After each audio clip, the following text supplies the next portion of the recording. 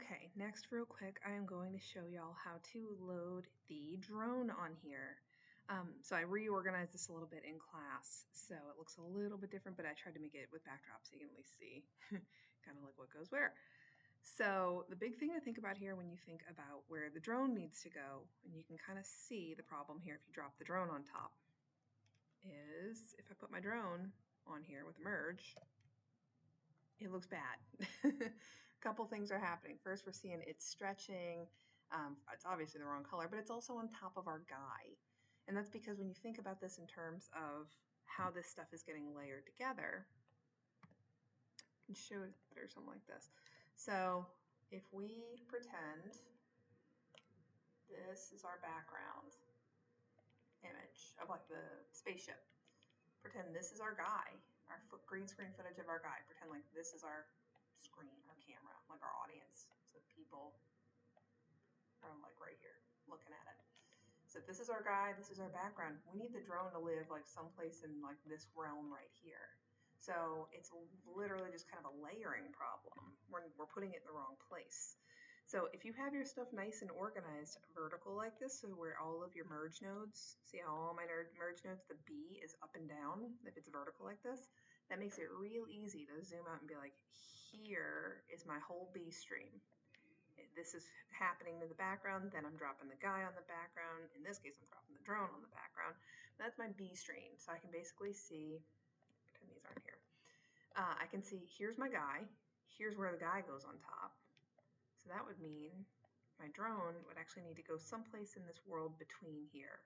And I can always just basically visually look and see if I view right here and I view right here, like here's where there's no guy. Here's where there's guys. So that tells me this area right here is my window to put him. So rather than cram everything into a tiny space, I'm literally going to do this. Because I know I want to do some stuff to the drone. I'm going to give myself some room. Now I'm going to hook in my guy. So if you hook in the drone, you're still going to see now it's behind him, which we want, but it's still stretching. And the reason it stretches is because we always have to make sure our resolution is correct. So if you remember, the resolution for this project is 2048 by 1080. This is not 2048 by 1080.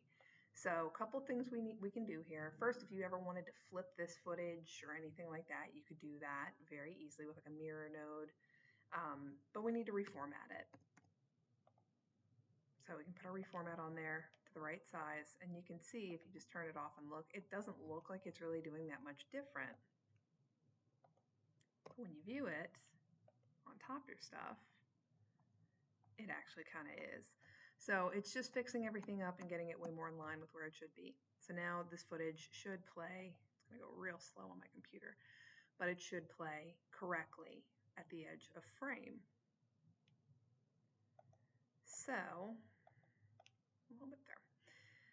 The problem at this point is, I guess actually I do need it to cache so I can show you, is that the camera, as we know from when we tracked the background here, the camera there and with the footage of the guy, like this actually feels okay looking at it, but the drone is not accounting for the wobble that we have in this footage.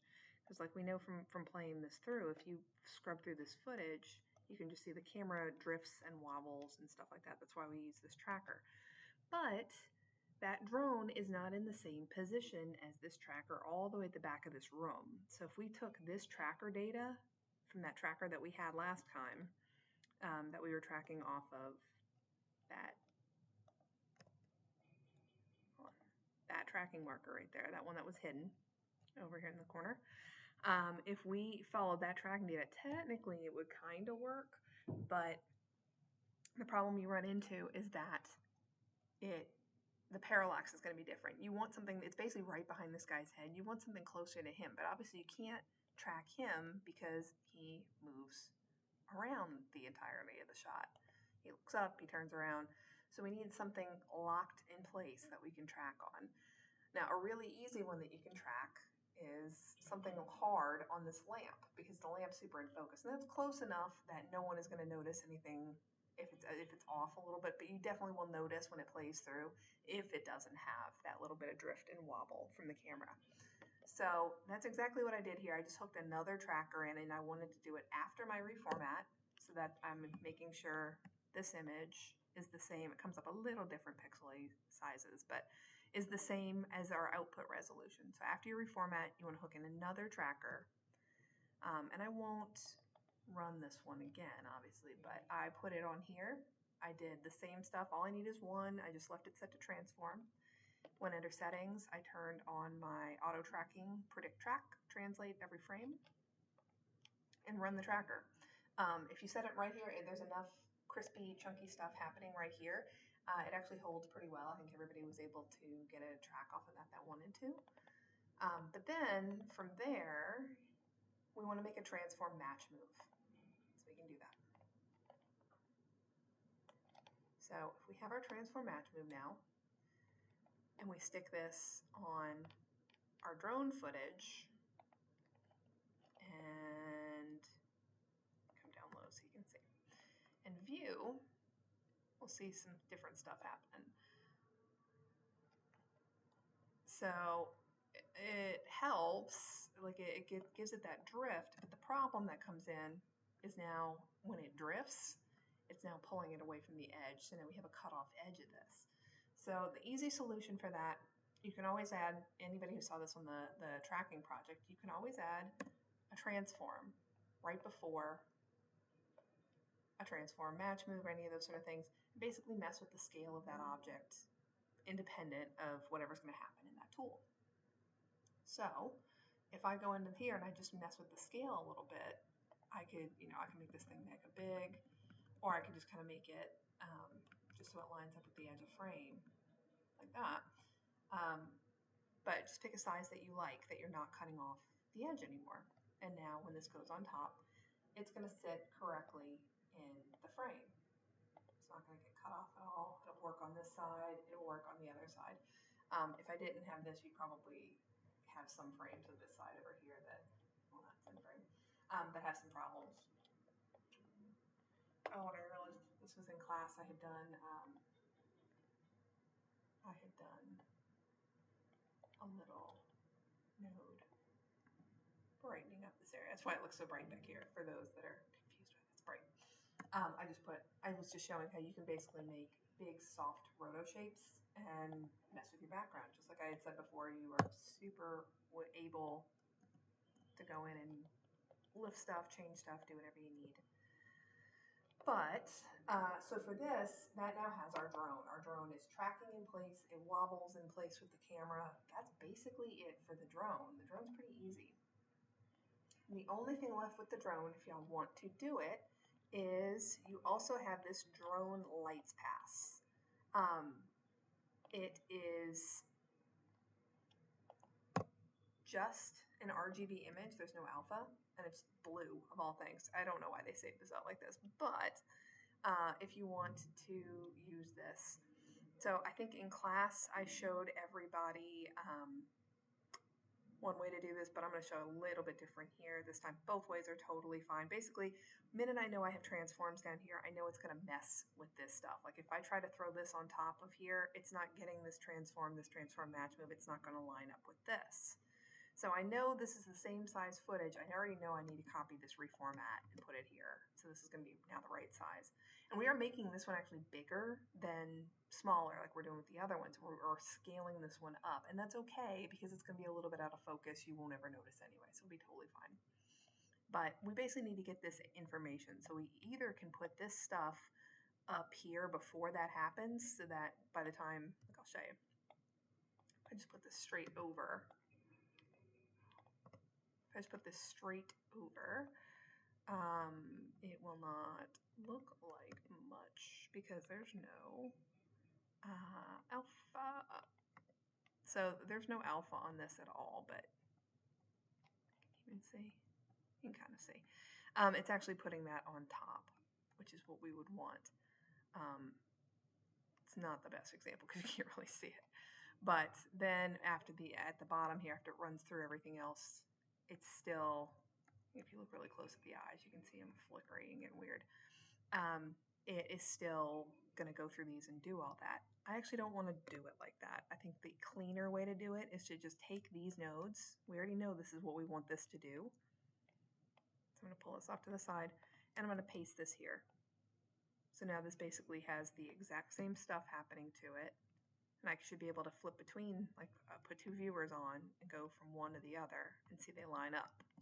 That's exactly what we want.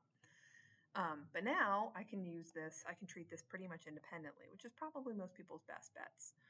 So if you take this, you can hue shift it, you could do whatever. Like let's say I wanted to make it a different color.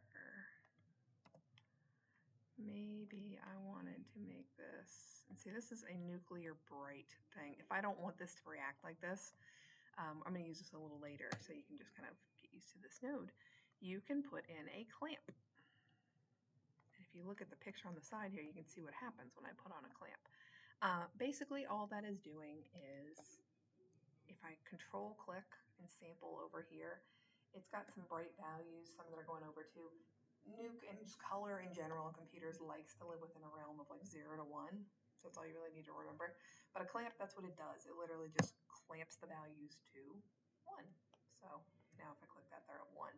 So you don't get these funky like extra things happening. So now I can make this pretty red pretty easily. So let's say I want this nuclear red and I want to put a glow on it. This is definitely what I would do with these if y'all are trying to do something cool with them. But if you just throw a glow, you can play with it. You can do whatever you want with it. It's just like we've played with glows. But now at this point, I could put this on top of my image. And since this has this transform and this transform match move, so it basically would line up right with this, I have two options. I can either merge this here, which is totally fine. Or if I wanted to, I could also, let me close this so it makes a little more sense. I could also do it like this. Both are acceptable. Both are totally fine. Only difference would be that for this one, we want to set it to an additive operation, so like a plus. And you can see it gives it like a glow. Definitely a good option of stuff you can do. I usually prefer to kind of keep this stuff contained, so I would tend to put it like kind of right here, so I can actually have it all in there. If you want to use this as a mask, this image, you can do the same thing here. So just remember, the only thing you've got to keep in mind is wherever your transforms are, if you copied that over here, whatever you do, if you do a grade or anything like that, if you want to, say you want to make these a different color, I could do that pretty easily. I'm actually going to copy this clamp over because I think it'll be helpful. And I'll actually need it again later. But I could put like a grade and hook it in. I guess you could hook it in the clamp if you really wanted, but you see I keep moving my stuff as I'm going and straightening things out, cleaning up as I go. Makes things easier. But I can come in here and hook this in. It doesn't have an alpha. So if I'm viewing right here and I'm messing with this, it's a weird built-in thing in Nuke. You get an alpha for free, but like of everything when you put on a transform. So don't let that fool you into thinking like it's doing what it's supposed to here. Basically, because I created this now. You want to point to this RGB image that we have. And since this image itself is like cyan's blue and green when you mix light. So I'm just going to change this little mask to blue or green. So either of those. But now I should be able to affect this light more. So I can make this, like if I wanted the whole thing to be super red, I can make this whole thing super red. And then when this stuff comes on top, it'll kind of do that. If somebody wants this whole thing, you don't want that kind of glowy edge that's happening there. The way that you could solve for that we didn't look at in class would be a node called erode. Comes up as erode blur. But if you just hook that in kind of like this, like right before that gets connected in. So it's basically like I don't want to affect, I wouldn't put it down, I wouldn't put it here like this, because then it's going to affect everything after I'm like doing my glows and changing the color and when I put it on top. I don't want that. I just want this to affect the mask when I'm treating it like a mask, but I still need this transform data and all that. But if I put in a road, normally it's for an alpha, but if I change the channel to RGB, you can see pretty quick what just happened. It literally erodes, like a road can go in or out. It goes in or out of whatever it sees. So I can make that a little bigger and cover that whole thing so that I'm not cutting, like I'm not getting that funky edge. So different ways you could do that glow, but that is how I would approach that. The next thing that everyone seemed to want to change was either make this not pink, or if you plan to use this for the next one I'm going to show y'all for the hologram, if you want the hologram to come out of the drone's mouth. So if you want to do that, or if you want to change the color of this, either way, you're going to have to isolate that pink. And we already kind of did this with our guy when we did this whole, like when we did the hue correct and like isolated all the pink stuff and did a saturation key like that. Same thing, but for just this image. So if I go down and remember, I'm going to look after, I'm actually going to look after the clamp too. Because these images, you don't normally need this clamp, but these images definitely are a little weird. So I'm going to do this right here. I'm going to make a keyer. Not a key light, but a keyer. Keyer is just your basic vanilla keyer. I'm going to hook it in off to the side here. Then I'm going to change this because right now it's on a luminance key, which gives you this kind of alpha. Basically just a black and white version. I don't want that. I want a saturation keyer. So there's color in this image already, but the pink is pretty distinct. So if I crank this way, way down, you can see I'm able to isolate just the pink. And this only really works on this particular render because that is the only colorful thing on there. But depending on what you're trying to ever key like this, if you're trying to isolate certain parts, you can kind of just be smart and be like, well, it's a purple thing or it's a red thing, and kind of isolate certain channels. But if I did this, I basically now have just made a mask of just that pink area, which would then let me, so remember in this stream, I'm kind of going, here's my clamp, I'm grading those red. I'd basically want to do, if I want to change that color, do a glow or do something there, I'd want to do it someplace in this world here before, kind of probably before that happens. I can even just treat it like its own thing over here if I want, which I might do. I'm actually going to pull this up a little bit so I have some more room. And I'm going to treat this kind of like we did right here. And watch, I bet I can even probably just grab all of this and copy and paste it, because I'm essentially trying to do the exact same thing. But the difference is, so remember a pre-molt looks at your alpha and says, keep this, get rid of all of that. So if I add a pre-molt, it's going to do just that. And I don't need this hue shift unless, like, let's say I want to make something super different. So let's say, all right, let's say I want to make it green.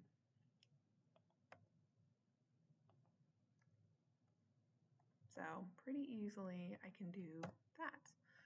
Now it's like a Christmas drone. So you can tinker with this and kind of see if you get something like that that you like. You can definitely, kind of have fun with it and get weird and mess with your brightness and your size and, whatever you want to do for it. But that is the gist of kind of what you would do there. I'll show y'all kind of the next stage of this for the hologram stuff next, but this would be your integration for your drone.